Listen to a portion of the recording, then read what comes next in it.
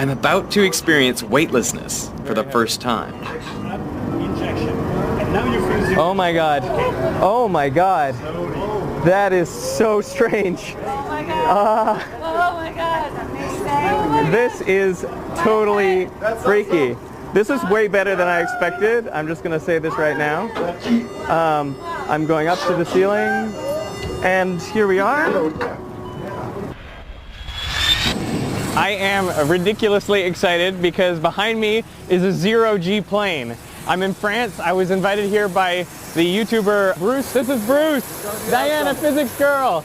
We are going flying some parabolas. We're going into zero-G. It's going to be awesome. Come on. Welcome on board. The principle behind weightlessness is pretty simple. The plane and everything inside it just need to accelerate towards the Earth at the same rate as a freely falling object in a vacuum, that is 9.8 meters per second squared.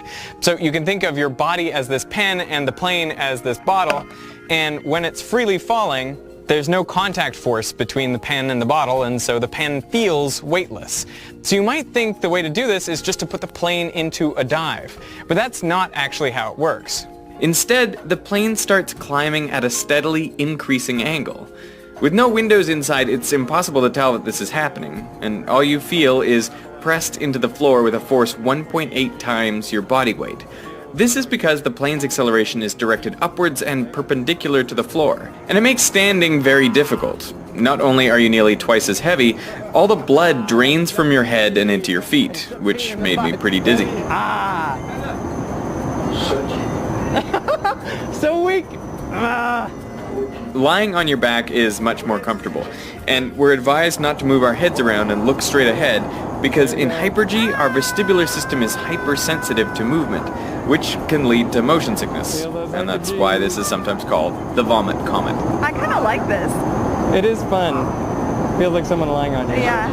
And I like that. Yeah. Once the plane is climbing at about 50 degrees, the engines are ramped down and the plane is put into a parabolic trajectory.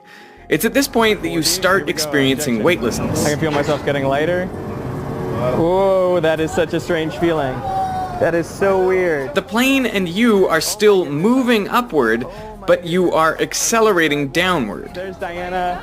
She's the physics girl. Then the Oh plane my peaks goodness. and starts speeding up again towards the Earth. This is totally strange.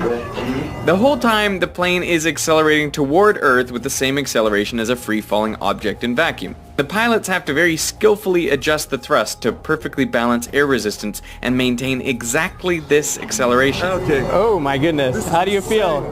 It's incredible. So it's like throwing this bottle into the air. The pen inside experiences weightlessness from the time it leaves my hand until it comes into contact again. After 22 seconds of weightlessness, the pilots pull out of the dive, again subjecting us to Hyper-G as the plane accelerates upwards. In total, we performed 13 of these zero-G parabolas, plus 1 Martian gravity and 2 moon gravity parabolas. Okay, we are now in Mars gravity. In Mars gravity, I can do one-arm pull-ups, maybe. Push-ups now. Push-ups like this. Yeah, like this. Wow. I am the Martian.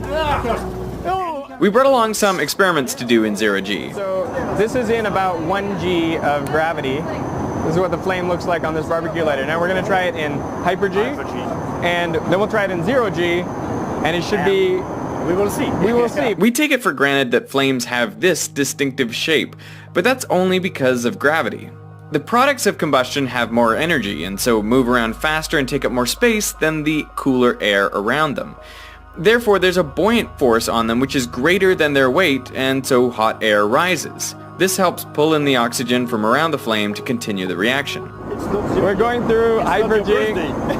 I keep blowing out the candle because the stress of Hyper-G is significant. In Hyper-G, this effect is magnified, since the effective gravity is almost twice as much. This amplifies the difference between the weight of the hot air and the weight of the cooler air around it, and so the hot air rises faster, making a longer flame. Oh my goodness.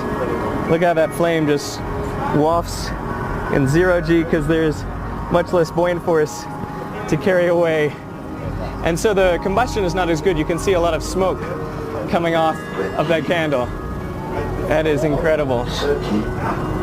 Hey, Dad. Hey! So we still have a gas flow, so this is why the flame is not circular.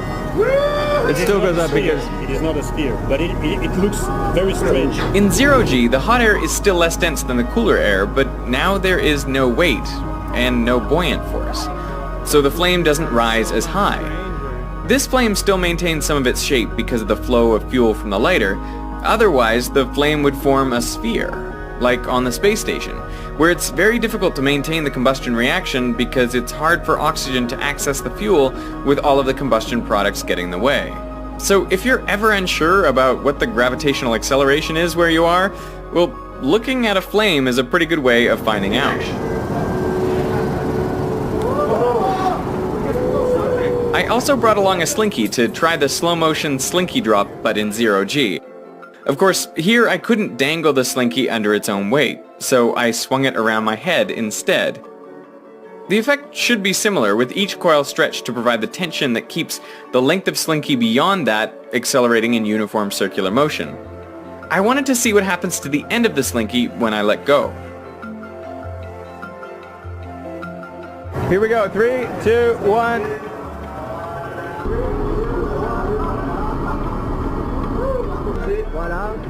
Did you catch that? The slinky remained fairly stretched out and kept rotating at about the same frequency as before. Initially, I thought this was a boring result, but then I realized the reason the slinky doesn't contract is because weight was never part of this equation. The slinky stretched out in the first place because it was rotating, and since it's rotating after I let go, roughly the same amount of tension is required to maintain that circular motion, and so it doesn't contract.